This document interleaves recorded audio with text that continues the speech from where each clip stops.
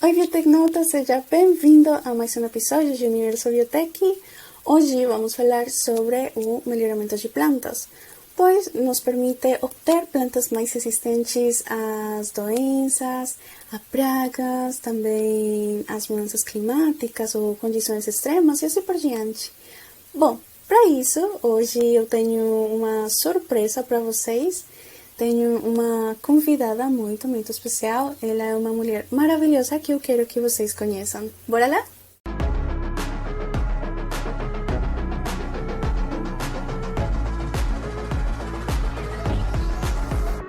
E como a gente estava falando, então temos uma convidada muito especial. Ela ama as plantas, é experta em plantas, em melhoramento genético de plantas e gostaria que ela se apresentasse. Olá, gente. Eu sou Tatiane Poltronieri, eu sou doutora em genética e melhoramento de plantas. Sempre trabalhei na parte de resistência, então eu trabalhava com os fungos, gostava muito dos fungos. Meu mestrado, graduação foi tudo nessa área, até que o meu orientador de doutorado me convenceu o quanto era incrível trabalhar com melhoramento de plantas.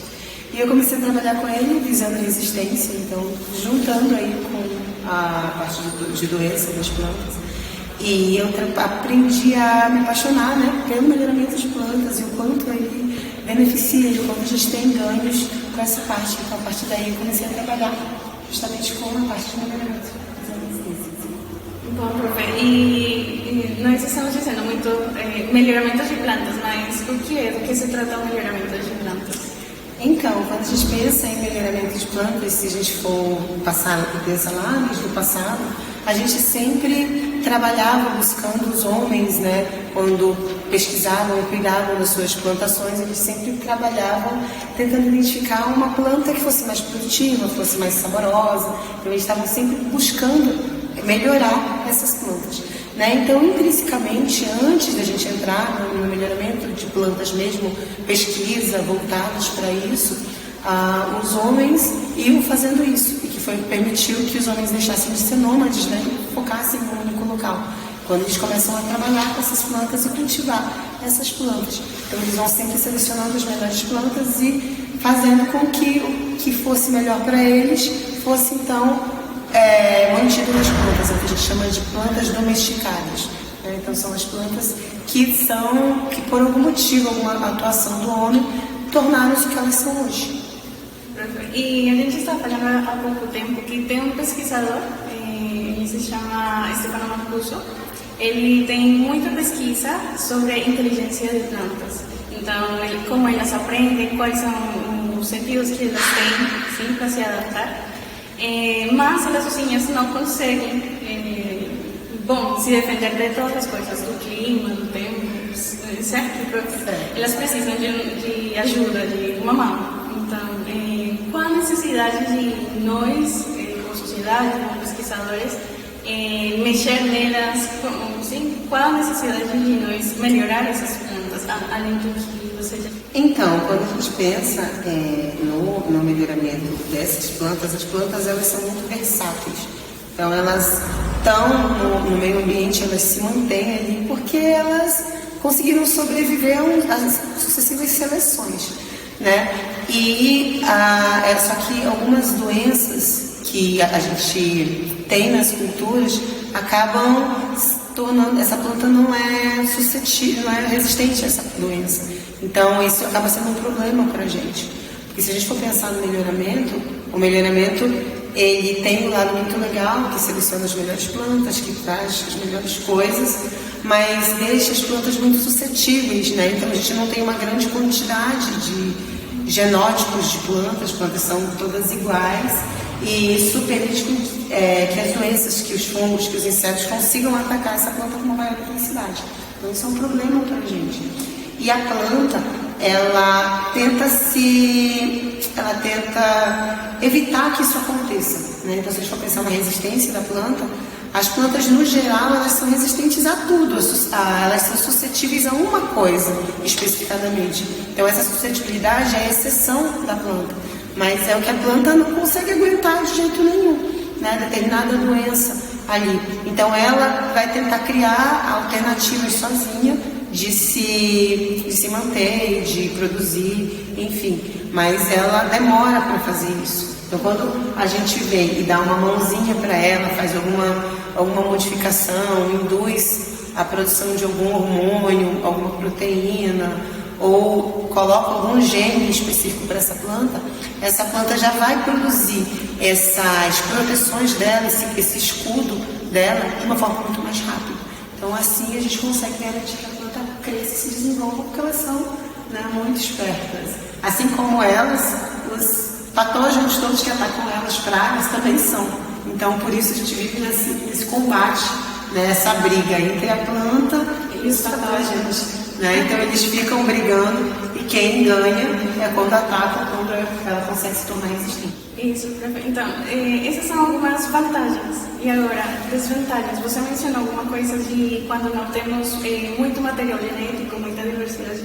Então, podemos falar um pouquinho disso da degradação genética, quando só temos algumas poucas espécies. Quando a gente vai pensar em desvantagem, as plantas, assim, quando você olha no ecossistema normal, a gente tem diversos tipos de planta. Então, a gente tem todas as plantas convivendo harmonicamente, tem vários genes circulando. Quando você começa a fazer uma seleção, mesmo que seja indireta, ou a partir do momento que você começa a fazer uma seleção de melhoramento mesmo, você vai afunilando essa quantidade, esse pool gene.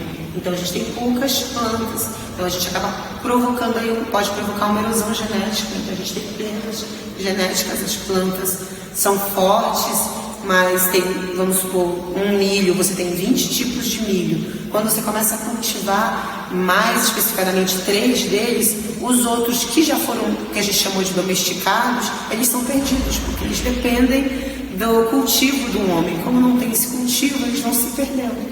Então, a gente vai perdendo esses genes, vai ficando com uma pequena quantidade que pode se tornar muito suscetível. Então, você tem um potencial problema aí. Porque, como eu falei, as pragas, elas têm uma capacidade de se transformar, de se mutar para conseguir atacar uma planta, né? Então, se essa planta tem poucas variedades dela e o patógeno vem e não consegue, ele vai se modificar até ele conseguir. Se a gente não tem outras, a nossa produção toda é perdida. É isso. E como conseguimos as outras, profe?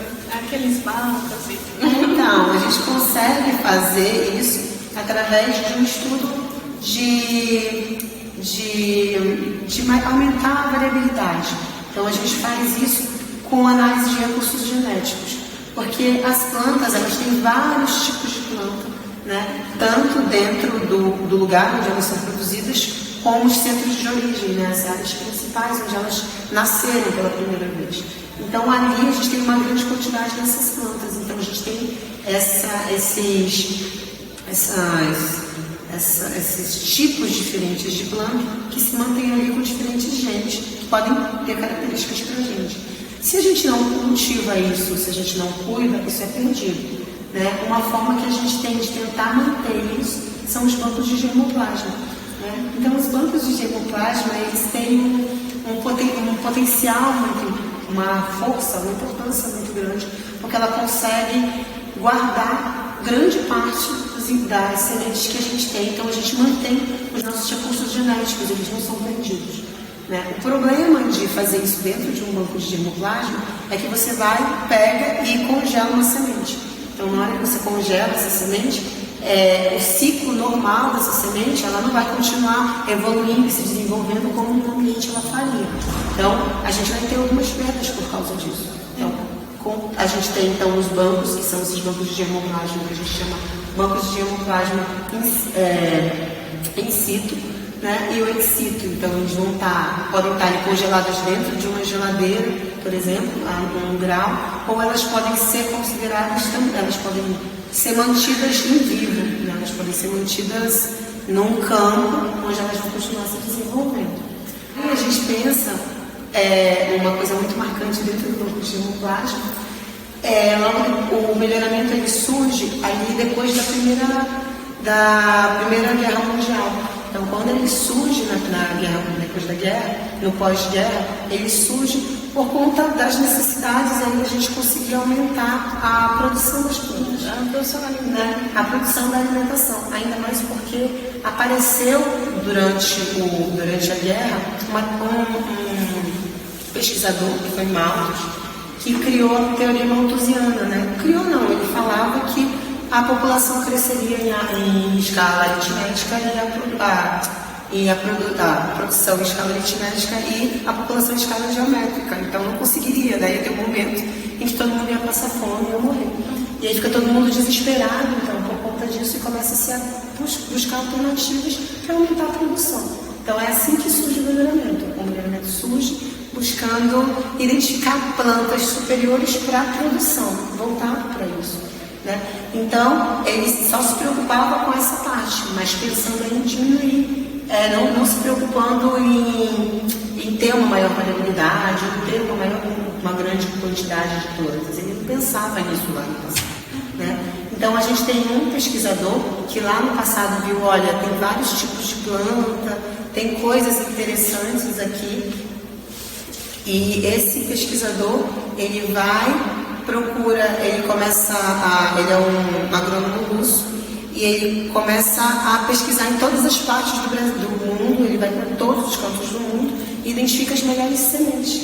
Então ele pegava todas as sementes que existiam, ia conversar com os pequenos agricultores, com os grandes agricultores, porque os pequenos agricultores eram quem normalmente possuíam mais sementes, mais diversos tipos de sementes. E que conhecem a terra, porque eles trabalham aquilo. Então, ele foi com esses pequenos agricultores, esses grandes agricultores, e pegou várias sementes, cerca de 35 mil sementes. Ele trouxe para Leningrado, né, onde ele produziu lá o primeiro banco de sementes, o primeiro banco de germoplasma, que foi lá em Leningrado. Então ele produz lá e ele coloca essas sementes ali para conseguir ter uma variabilidade grande.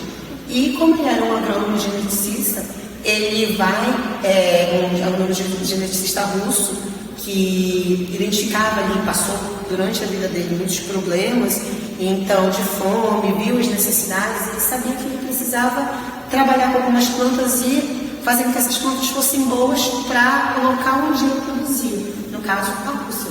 Então ele queria trabalhar com a Rússia, chegou lá com o chefe de Estado, né, e disse, olha, a gente precisa fazer isso e vamos fazer da melhor forma possível para a gente conseguir produzir melhores plantas, só que isso demanda tempo, né? Então a gente teve que fazer um cruzamento, vai ter que passar, ele já era acostumado, já conhecia ali as teorias, né, de Darwin, que sempre acontecia, o Mendel, então ele já sabia que aquilo ia demorar. Então ele chegou e falou para o chefe de Estado, olha, vai acontecer isso aqui, mas eu vou demorar para conseguir produzir, mas eu consegui produzir uma planta boa para a Rússia, que seja capaz de produzir bem no frio, né, que era um dos principais problemas.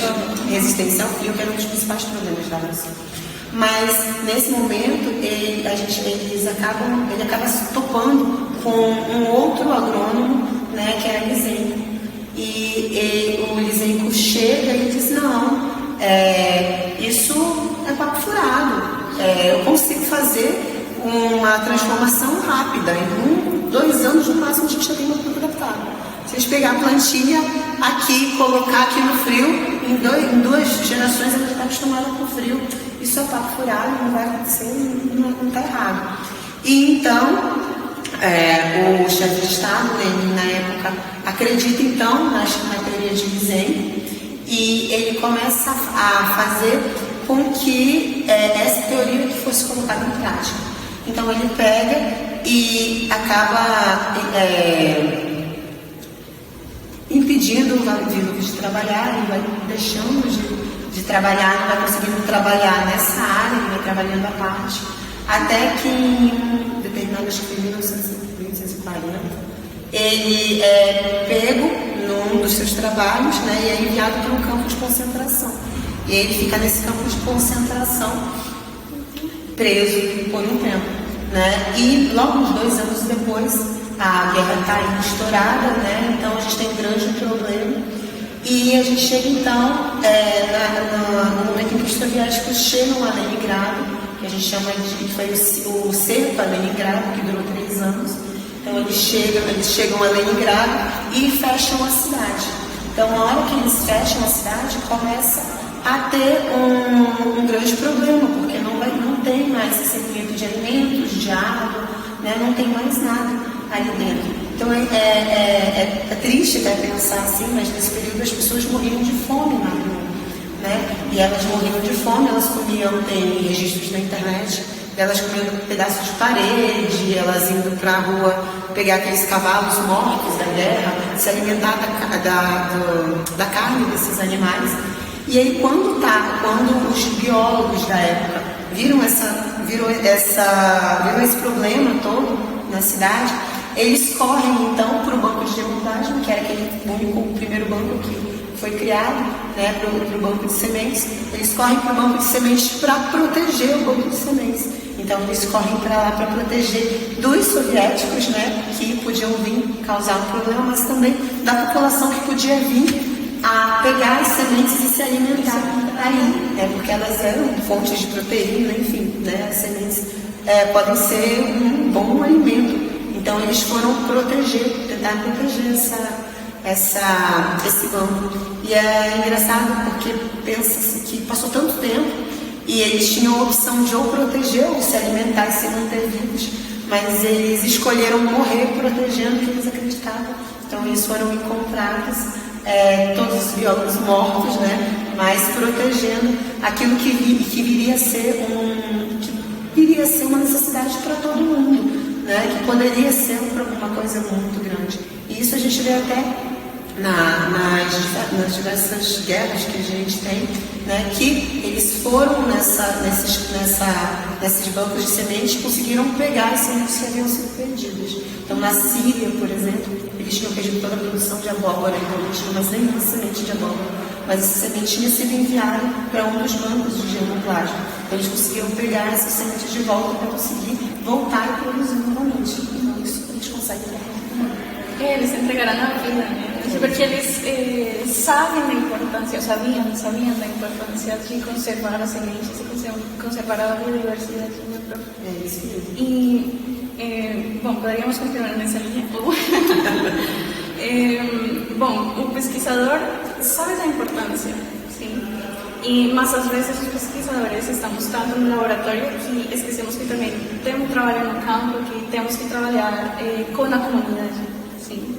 Então, por exemplo, podemos explicar um pouco isso. Então, qual a importância de trabalhar na comunidade, com as pessoas que conhecem a diversidade, que conhecem o cultivo, as problemáticas do lugar. Então, é interessante a gente ver isso acerca de conseguir conservar os recursos genéticos e todos os saberes que a gente tem das comunidades, né? Então, nossos povos originários, ou mesmo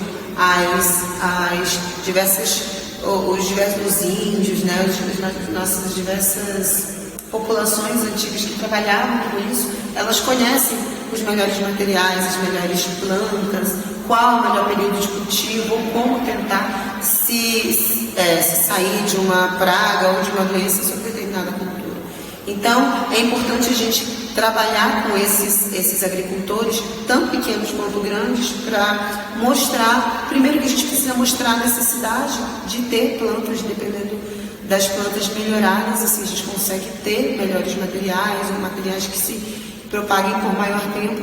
E é importante a gente ter essa troca, porque a gente, conversando com esses agricultores, a gente vai sabendo quais são as necessidades e o que aquela planta é boa, né? Quais são as características que tornam ela promissora. E isso permite até que a gente consiga fazer cruzamentos e manter uma planta muito melhor, né? Assim, incrível lá na frente. Então a gente só consegue fazer isso se a gente tiver essa troca. Se a gente ficar aqui trabalhando com um pequeno grupinho de plantas, né, a nossa variabilidade vai acabar. Ali a gente tem um mundo, né, de plantas que tem uma grande quantidade de genes que estão carreando e que a gente consegue manter quando eles são mantidos nos campos por agricultores. Então, isso é importante disso. Sim, perfeito. E você também tem experiência, né? Então, eu gostaria que nos contasse um pouco de aquele melhoramento que você fez com o mamão. Como foi essa experiência? Então, eu trabalhei com cultivo de mamão com a ideia da gente tentar tirar algumas características que não eram tão bem vistas, vamos dizer assim. Então, tinham 3 principais características, né? Não sei, o sabor do mamão, ele tem um sabor meio enjoativo, né? Eu falo até para os meus alunos que eles têm um cheiro meio de vômito, então eu não consigo comer. A gente come assim, a gente começa a comer ele, no início ele é gostoso e no final ele vai ficando com esse sabor meio ruim. Então, esse era um grande problema que a gente tinha. E uma empresa que produzia mamão, ela exportava esse mamão, ela veio na universidade atrás do meu orientador, porque ela queria tentar encontrar isso e conseguir fazer com que as plantas fossem mais produtivas. Quando a gente fez, então a gente foi para lá e conseguiu fazer um melhoramento através de cruzamentos. Então a gente foi fazendo cruzamentos de plantas e a gente obtém uma grande quantidade de plantas e vai avaliando essas plantas para ter plantas superiores. E assim a gente conseguiu selecionar um mamão que era super saboroso, né? Era doce do início ao fim, não tinha mais aquele cheiro, nem aquela vontade, né, no final.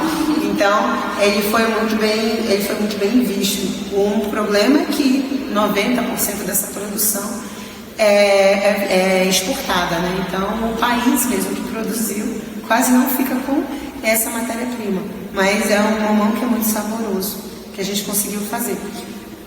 O melhoramento ele demanda tempo, né? Então a gente demora muito tempo para conseguir fazer isso. Então a gente precisa de várias, para mim conseguir obter esse mamão aí legal, perfeito, produtivo, saboroso, a gente demorou aí uns 5, 6 anos para fazer isso, porque o mamão produz constantemente.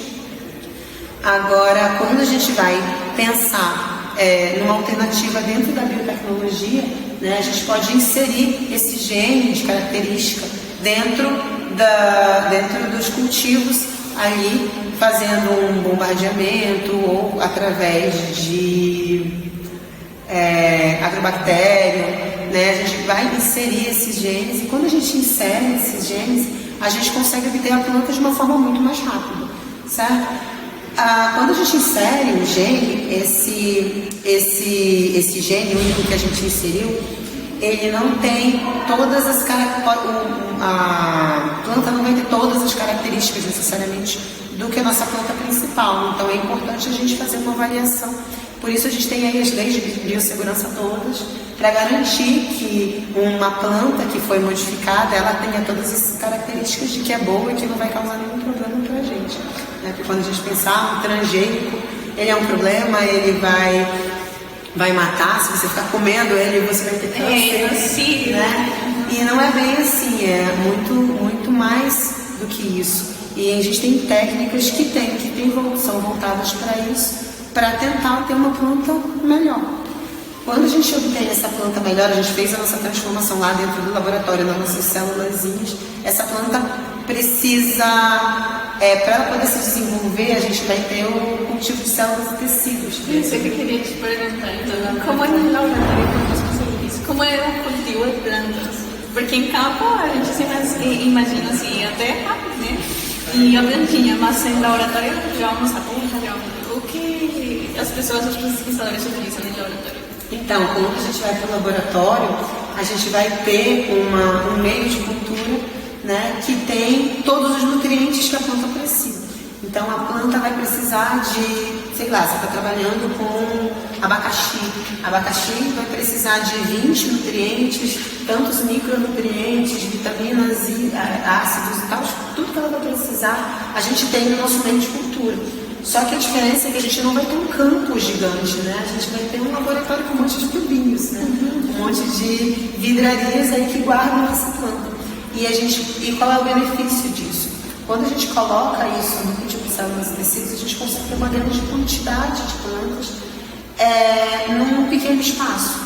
Então, quando a gente vai pensar no cultivo de células, a gente cultiva essas células e tecidos vegetais para produzir aquela planta que a gente transformou e ver se ela teve capacidade de crescer e se desenvolver bonitinho, ou para replicar, como se eu fizesse pequenos clones da minha planta matriz. Então, se eu selecionei aquela planta que é uma planta ideal, perfeita, essa planta eu replico ela, eu vou copiar, né, fazer uma cópiazinha dela, eu consigo fazer várias cópiazinhas num pequeno espaço. Então eu consigo produzir em um tempo muito menor. E assim a gente consegue fazer. O problema do cultivo de células e tecidos principal, na verdade, tem dois principais problemas. Um deles é que a gente não conhece todas as culturas. E cada cultura precisa de um ambiente ideal, uma temperatura, um macro, um micronutriente em maior quantidade ou em menor quantidade. Então isso acaba fazendo com que esse melhoramento dentro do cultivo de células e tecidos seja um pouco mais lento se você pensa numa planta que você não conhece isso. Se você tem um protocolo já estabelecido, o milho, por exemplo, todo mundo já conhece tudo, já estudou tudo sobre ele. Então tem um protocolo muito bem estabelecido sobre essas plantas que são muito estudadas. Então a gente já sabe qual é o maior meio que a gente faz e assim a gente desenvolve muito mais rápido. A partir de que a gente desenvolva isso muito mais rápido, a gente vai para o segundo problema, que é o que a gente chama de aclimatação. Né? É quando a gente vai tirar a planta do tubo, do meio de cultura, e vai colocar ela no solo, né? no ambiente natural. Isso é muito difícil, professor? Então, não é difícil, mas a planta, assim como pensar como um cachorrinho, né? O cachorrinho ele está ali domesticado, ele está mal acostumado. Né? Então, se a gente colocar ele no meio da mata e desviva e vai embora, a probabilidade desse cachorro viver é muito baixa. Então, quando a gente faz isso com a planta, funciona da mesma forma. A planta ela tem todas as estruturas para se desenvolver no ambiente externo normal. Né? Tudo normal, que é o que a gente mantém tudo isso dentro do cultivo de células e tecidos. Mas ela não está acostumada. Então, ela não sabe que ela precisa pegar, vai receber a luz, que ela vai fazer fotossíntese para ela poder produzir açúcares, para ela poder se alimentar, para ela poder crescer. Ela não sabe disso. Então, ela não tem nenhuma... A gente diz no cultivo de células e tecidos que as plantas elas se desenvolvem através de estímulos. Então, elas têm um gatilho, elas têm um estímulo que diz para ela, olha, você agora vai ter que fazer fotossíntese. Aí ela vai ter que fazer fotossíntese. Aí ela vai lá, opa, vou produzir aqui folhas para poder fazer fotossíntese. E aí ela vai fazendo isso e vai se desenvolvendo. Isso na vida normal. Quando a gente tem dentro do laboratório, a gente não diz para ela, você precisa fazer fotossíntese. A gente diz assim, para ter açúcar. A gente diz, olha, toma sacarose aqui, que você vai assim, obter muito mais rápido. Se alimenta. Então, todas as necessidades da planta, a gente supre no laboratório. Quando a gente vai tirar ela, a gente tem que dizer, olha, planta, você vai se acostumar. Então, vamos fazer aqui. Aí a gente tira, a gente normalmente tira ela do meio de cultura, lava todinho e coloca ela no solo. E aí ela vai, quando ela coloca no solo, ela vai ter o primeiro impacto. Né? Então, ela vai ter aquele impacto de, nossa, eu preciso procurar nutrientes. E precisa procurar nutrientes. Aí ela vai e vai se acostumar a fazer isso. Então, a gente vai fazer isso normalmente numa casa de vegetação, tem um ambiente mais controlado, uma temperatura menor, para ela não pegar o sol direto. E a gente vai fazendo isso até que ela saia da casa de vegetação acostumada e se ela fizer todo esse processo, você desenvolve bem. E já para encerrar, quais dicas ou conselhos você daria para as pessoas que desejam trabalhar nessa área? Olha, eu acho que a área de vegetal, a parte de biotecnologia verde, é uma área que está em ascensão.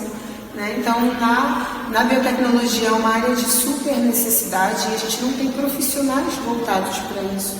Então, eu super incentivo, primeiro que eu adoro planta, né? Então, eu acho que trabalhar com planta é a melhor coisa da vida. Mas para além disso, são as necessidades que a gente tem mesmo, que o nosso mundo está mudando e está precisando disso. Então, quando a gente vê um biotecnologista, por exemplo, quando ele já sai pensando em trabalhar nessa área, ele tem muitos ganhos, porque ao contrário de um agrônomo ou de um biólogo que vai entrar nessa área, vai entrar trabalhar com melhoramento vegetal, a gente vai, claro, ter que estudar sobre as plantas, se desenvolver, todo mundo vai ter que fazer isso. Mas o biotecnologista, ele já tem todas as partes laboratoriais de conhecimento. Então, ele já está um passo à frente nesse sentido. Ele já conhece as diferentes técnicas que ele pode contemplar e ganhar mais. Então, aprofundar mais nessas áreas. Então, acho que vale muito bem. E para aqueles estudantes que estão começando na disciplina, tem alguma dica para aqueles estudantes que ficam assim como com medo da genética, com medo de...